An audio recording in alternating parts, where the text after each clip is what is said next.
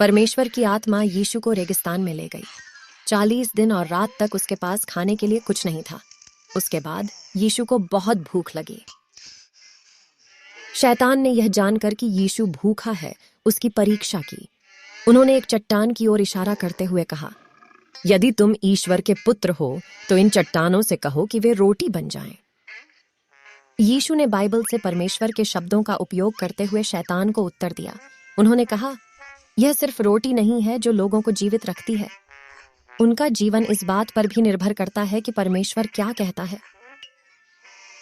इसके बाद शैतान यीशु को मंदिर के शीर्ष पर ले गया। यदि आप ईश्वर के पुत्र हैं तो कूद जाइए। शास्त्र कहते हैं कि ईश्वर के देवदूत आपको बचाएंगे। इसलिए यीशु ने अपना दूसरा उत्तर देने के लिए परमेश्वर के वचन का उपयोग किया। उन्होंने बाइबल से एक बार फिर उद्धरण देते हुए कहा, अपने भगवान प्रभु को परीक्षा में मत डालो। अंततः शैतान यीशु को एक पहाड़ पर ले गया और उसे संसार का सारा राज्य और धन दिखाया। यह तुम्हारा हो सकता है, उन्होंने कहा, यदि तुम झुको और मेरी पूजा करो। चले जाओ शैतान, यीशु ने आज्ञा दी। फिर उन्होंने परमेश्वर के वचन को एक बार और उद्धृत किया, क्योंकि लिखा है, अपने परमेश्वर यहोवा की आराधना करो और केवल उसी की सेवा करो। जैसे ही यीशु ने यह कहा, शैतान ने उसे छोड़ दिया। तब स्वर्गदूत आए और उनकी देखभाल की।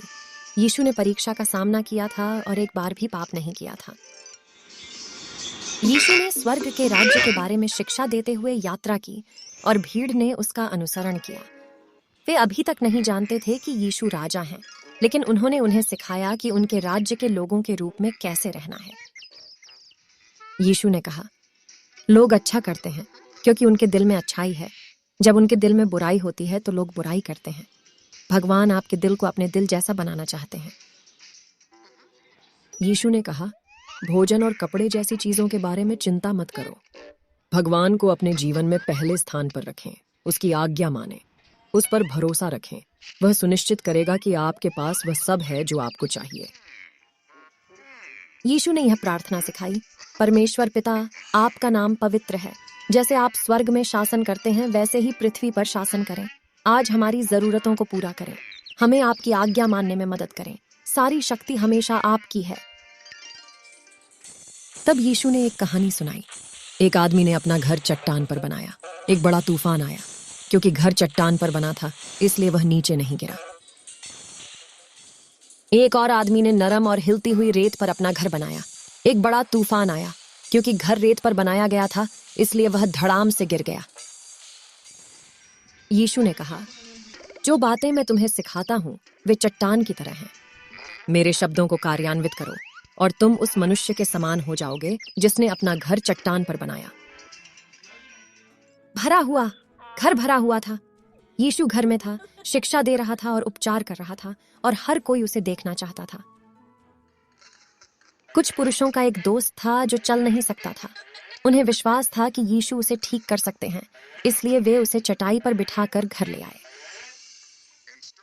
चूंकि घर इतना भरा हुआ था, वे अंदर नहीं जा सकते थे, इसलिए वे अपने दोस्त को सीढ़ियों से सपाट छत पर ले गए और टाइलें फाड़ना शुरू कर दिया। उन्होंने छत में एक छेद खोला। घर में सभी ने आश्चर्य से देखा। फिर उन्होंने अपने दोस्त को भीड़ के बीच में उतार दिया। उन्होंने सोचा कि यीशु उनके मित्र को ठीक कर देंगे। इसके बजाय यीशु ने उससे कहा, तुम्हारे पाप क्षमा हो गए हैं। धर्मगुरु बहुत दुखी थे। उन्होंने बड़बड़ाते हुए कहा, केवल ईश्वर ही पापों को क्षमा कर सकता है। क्या आसान है? यीशु ने पूछा। किसी मनुष्य के पापों को क्षमा करने के लिए या उसे चलने के लिए प्रेरित करने के लिए? आपको यह दिखाने के लिए कि मेरे पास पापों को क्षमा करने की परमेश्वर की शक्ति है। मैं उसके पैरों को ठीक कर दूंगा। यीशु ने उस आदमी से कहा, अपनी चटाई उठाओ और घर चलो। और उसने किया। उसके दोस्तों ने खुशी मनाई और बाकी सभी ने भी। अब घर भर गया प्रशंसा से। वीडियो अच्छा लगा हो तो चैनल को सब्सक्राइब करें, वीडियो को लाइक करें, शेयर करें।